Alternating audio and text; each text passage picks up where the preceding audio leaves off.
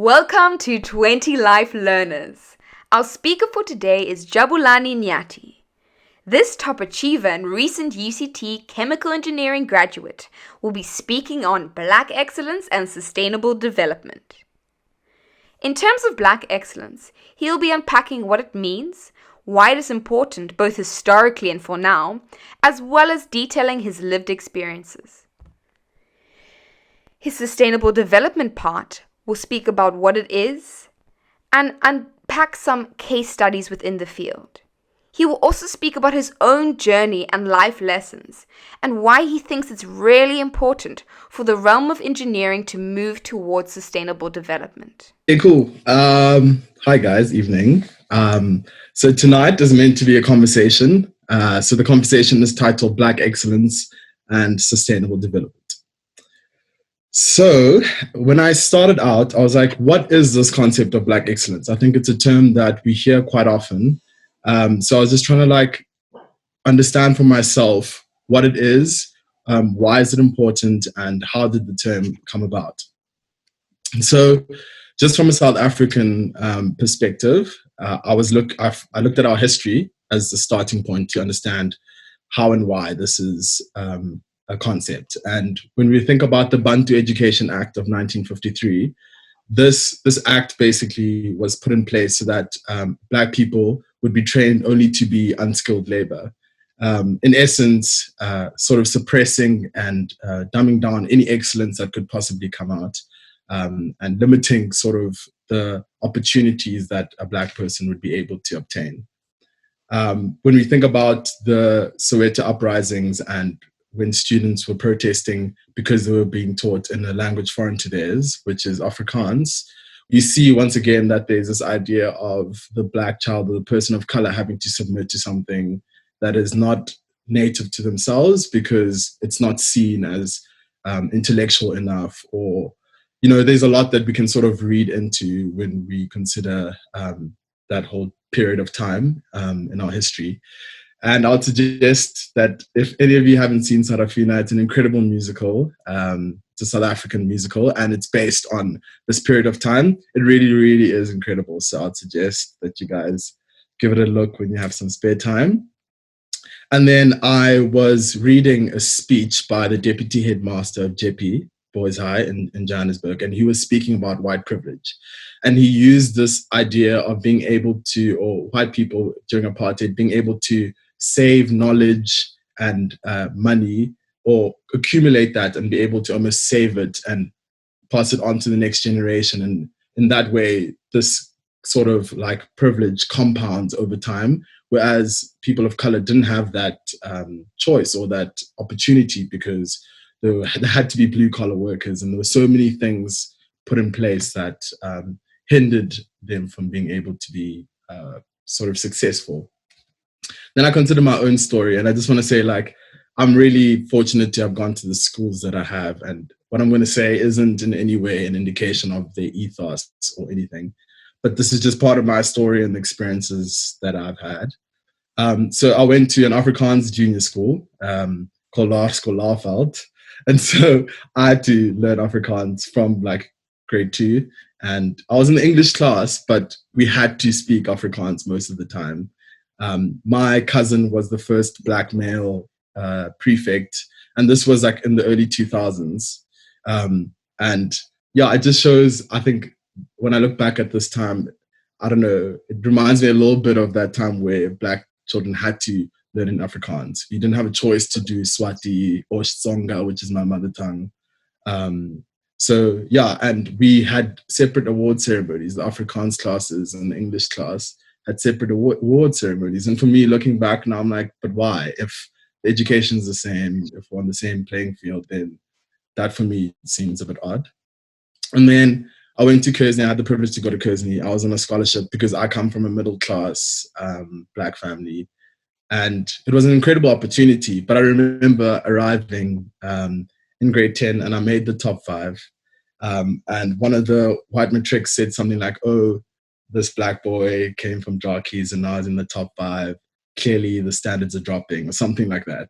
And at the time I brushed it off. But whilst like working on this presentation, I was like, hey, actually that happened. And I think that doesn't speak to the school's ethos, but I think it speaks to some inherent beliefs that even our generation have picked up about sort of people of color being inferior in some way when it comes to intellect and those kind of things. And we don't realize it, but in comments like that, these things start to like creep up, you know?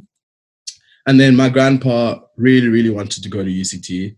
So I was privileged to be able to attend UCT. And like he cried at my speech there at Curzon College because he was just like, the only thing that we were fighting for in apartheid was for every child to be looked at equally, and to be given equal opportunity. So I count myself blessed because historically I wouldn't have had any of the opportunities that I have been granted now. And then I was just looking at the workplace as well. I was watching the video by Dr. Zweli Mkhize, who's the current health minister. And he was just talking about the various stumbling blocks that graduates of color have to face when they move into the workspace. Issues of people thinking that they don't have integrity, or people doubting their integrity because being black equals you're corrupt and that kind of thing. A lot of graduates of color don't speak English as their first language. And so when they articulate themselves in English, there's an automatic assumption that, hey, this person is perhaps not competent, you know? And then, so like he also mentions this idea of the all boys club where because other graduates are able to be part of these business networks, they get these job opportunities and stuff a lot easier than a black child from like a township school where they were not able to have these networks and that kind of thing. So yeah, I think this just also highlighted why this idea of black excellence, like how did it come about and why is it important that we should be talking about it and thinking about it? Yeah. So to land on the what, I adapted the Urban Dictionary definition for black excellence. And one thing that I wanted to highlight was that these great qualities and abilities are and were systematically unacknowledged or suppressed. And that's why we need to talk about this. And that's why when we move into these corporate spaces and stuff, we should be thinking about these things. And yeah, I want to just emphasize that like the idea of black excellence isn't one of discriminating or being hateful, but it's one of just celebrating the opening up of opportunities and yeah, just like the leveling of the playing field, because I think it's quite clear that in our past, people of color were suppressed and weren't given the chances that others were. And then just switching gears a bit, just to highlight how I landed on becoming someone who advocates for sustainable development and that kind of thing. I did my undergrad at UCT, Chem-Eng, and in our syllabus, we had a lot of moments where we'd think about sustainability and that kind of thing. But we also become very aware quite quickly that Chem-Eng as an industry is a source of a lot of harm to the environment, even to like some social settings and communities. So from the beginning, I was like, hold on, I think I want to change the narrative. I want to try and stand or like make my career focus something that's more constructive. Not to say that chemical engineers haven't done incredible work. I think they do such amazing work in making sure that we are able to meet our needs. But yeah, so I applied for the Cecil Reno Scholarship, Overseas Scholarship. It's a KZN-based scholarship. And if anyone wants like info and stuff about it, please just chat to me and I can like help you with the whole process if you want to go for it. So yeah, I'll be studying engineering for sustainable development at Cambridge in the next academic year. And that's how basically I'm trying to put this sort of desire into practice to change the narrative and move towards a sustainable way of thinking. And basically, when we think of sustainable development, the key thing for me is meeting our needs now without inhibiting future generations from meeting theirs. And we look at our generation now, we're stuck in a space where the ills of the past are now affecting us now. And now we find ourselves having these complex systems that we need to like undo and fix and retrofit and rethink. And so if we don't take action, the next generation is going to have an even bigger problem to deal with.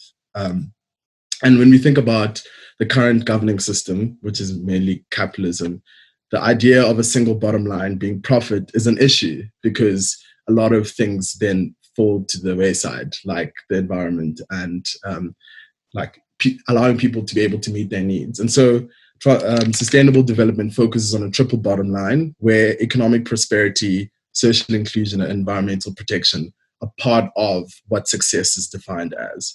And this framework can be used in any setting. It's not necessarily just engineering, but business, commerce, whatever space you find yourself in. I think this is an incredible outlook going forward. And the sustainable development goals are basically a blueprint to be like, how do we achieve the sustainable development thing?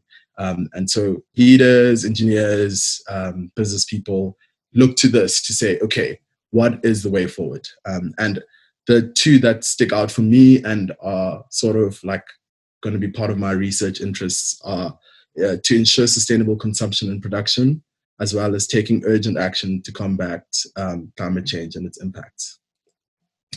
So why is this engineering for sustainable development? So when we look at this chart that was produced by the International Panel of Climate Change, they basically put together reports where they pull together a whole lot of literature around climate science, and they're able to put it in ways that are chewable for policymakers and so on. And we see that energy and industry account for over 50% of greenhouse gas emissions.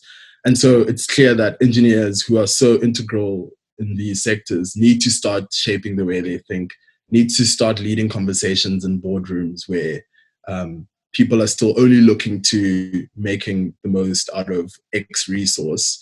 We need to start changing those ideas and starting to challenge people. We look at ESCOM, and now they're decommissioning a whole lot of coal plants. Will they now going forward, use renewable energy? How will they do that? How are we going to blend our current coal sources of energy with renewables? Where would be best to install these renewables? These are the kind of things that young engineers and innovative engineers are needing to start thinking about. And when we think about Lonmin Mine in South Africa and the Marikana massacre, we see that social inclusion there wasn't something that was really thought of heavily. And so the whole shift of like just production focus, or we need a shift from a production focus to one that is thinking of the various aspects. Science doesn't occur in a vacuum. Engineering doesn't happen in a vacuum. And I think it's important that we start opening our minds up to all the different pieces that are part of the picture. And so in trying to achieve sustainable development from an engineering perspective, it's important to, one, reduce the concentration of substances removed from the earth.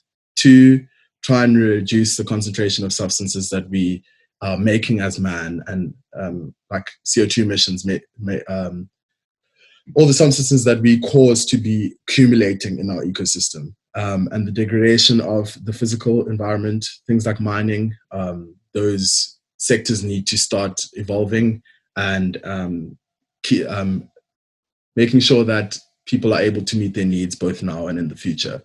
And life cycle assessment is a tool that engineers use, and it's just basically about how you think about products. You can use this in developing an existing industry or in like coming up with a new product. Basically, the big picture is you don't think about a product just until you throw it away in your dump. Those things that you've made that product with could be another person's feedstock, so they could use that in their process. And basically the idea is to create circular economies where we're reducing the amount that we're using and making the most of every resource that there is. And so this is a cool a concept and a thing that I was reading about the other day, and I thought it was a great example of engineering for sustainable development. And it's the idea of power to X. So basically what happens is you take renewable energy and you use that to conduct the process of electrolysis. And that's just separating water into hydrogen and oxygen. You then take the hydrogen and you react it with CO2. And that allows you to make fuels like methane and other liquid fuels that could be used for transportation and in the chemicals industry. And through this, we're able to create energy without extracting anything from the earth. There's no fossil fuels that are being used. And you're also removing CO2 from the atmosphere and reducing the concentration of greenhouse gas emissions in the atmosphere. So these are the kind of things that people are thinking about. My thesis was actually on the reaction between hydrogen and CO2 at the end of last year. And we're looking at how we can optimize that process through catalysis. I'm throwing around a lot of random words, but basically there is a lot of work being done in this field, and it's really exciting. I think it's really, really cool. Um, there are a lot of problems like water security in South Africa. We can't just be doing electrolysis for days because like we don't have water.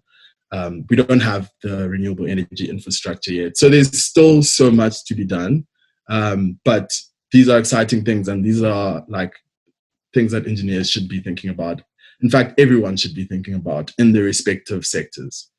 Um, and in the name of lifelong learning, I was just going to pop down 5 learnings that I have found super important in my journey so far. I mean, take these, I'm just being humble about it. This is just me sharing some of the stuff that have been helpful to me. One, networking. I think networking is so important. Even in this group, I look at us and they're people from all sorts of sectors and all sorts of interests. And I think collaboration is the only way going forward we can actually do incredible things, because we can't think of the world in a linear way anymore. We need different perspectives. 2, humility. I think humility is important because if you're humble, you're willing to learn, and generally a lot easier to work with. Weigh up the costs early. I think I didn't weigh up the costs early for ChemEng. I got halfway and I was like, wow, what's going on? But I think it's important to like weigh up costs so that you're able to like see everything through and have the energy to like fight through, you know? And I guess sometimes you can't always, but I think it's a great like planning tool.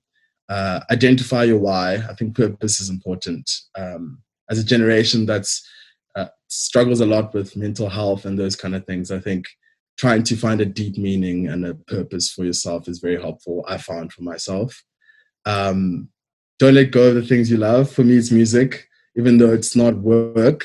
I think I put it on the sideline for so long because I was like, it's not productive. But I find that I'm way more productive when I do those kind of things, you know? So, yeah, I would really, really, I would put that forward to you guys. Thank you so much for listening. It's really awesome to be able to share some of my thoughts and stuff. And I'm keen to hear what you guys think.